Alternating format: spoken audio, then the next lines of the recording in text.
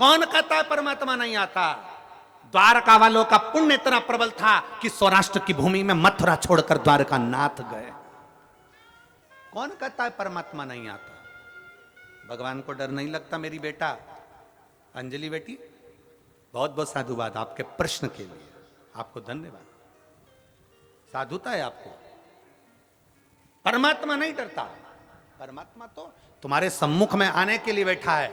बस वो जानता है कि मैं पहुंच गया ना तो तू घबरा जाएगा, मैं पहुंच गया ना तू डर जाएगा। और डरते, एक बार भागवत कथा को देखिए, आप लोग सुने हो? भागवत जी सुने हो? बोलो तो सही।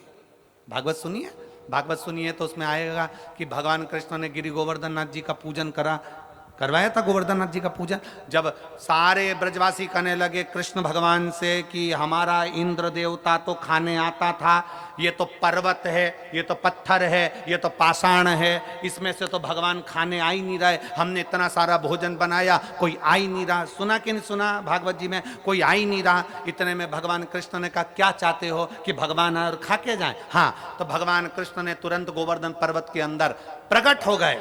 गिरिराज बाबा प्रकट हुए, हजारों हाथ करे और सारा खाना चालू कर दिया। जितना लाए थे ब्रजवासी सब खा गए। अब जितने लोग बैठे थे सब सिर पे पल्लू लेके बात कर रहे, हमारा इंद्र देवता तो थोड़ा छोड़ के भी जाता था, ये तो पूरे खा गया, ये तो पूरे खा गया।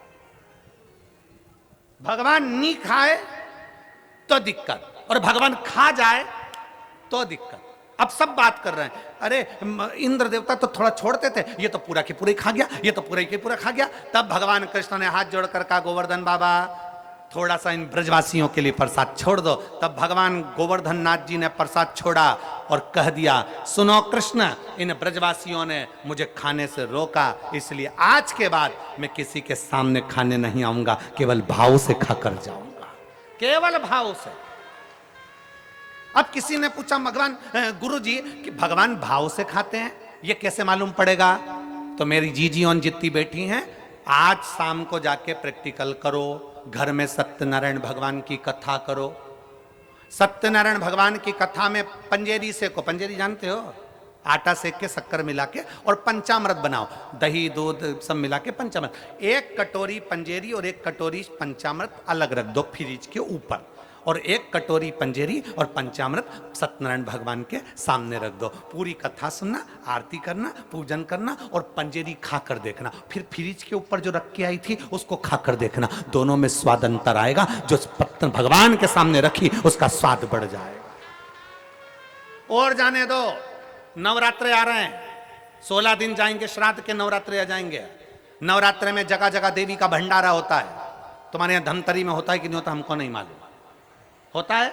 देवी जी का भंडारा होता है। तुम्हारे घर में कद्दू की सब्जी बनाओ, तुम्हारे घर में काशी फल की सब्जी बनाओ, तुम्हारे घर में आलू की सब्जी बनाओ, तुम्हारे घर में सब्जी बनाओ, तुम्हारे घर में पूड़ी बनाओ, तुम्हारे घर में हलवा बनाओ, तुम्हारे घर में खीर बनाओ, और एक बार भंडारे में जाकर कद्दू की सब्जी और मोटी मोटी पूड़ी खाकर आओ। जो घर में स्वाद नहीं आएगा वो भंडारे में आएगा।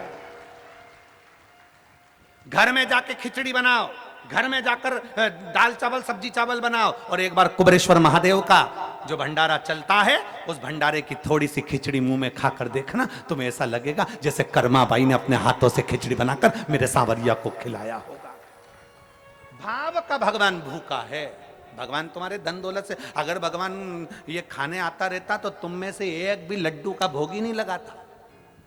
गणेश जी अगर खाने आते तो लड्डू का भोग, मोदक का भोग सब भूल जाते। शंकर जी खाने आते तो कोई शंकर जी को भोग नहीं लगाता। भगवान तो भाव का भूखा है, प्रेम बसाता है, और प्रेम के बसाता है तो सब पाकर चले जाता है। ये प्रेम ही तो है आपका, इसमें ही है तो आपका।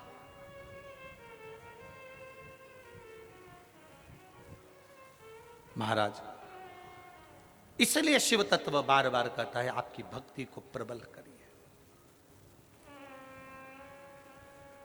आपकी भक्ति को प्रबल करिए।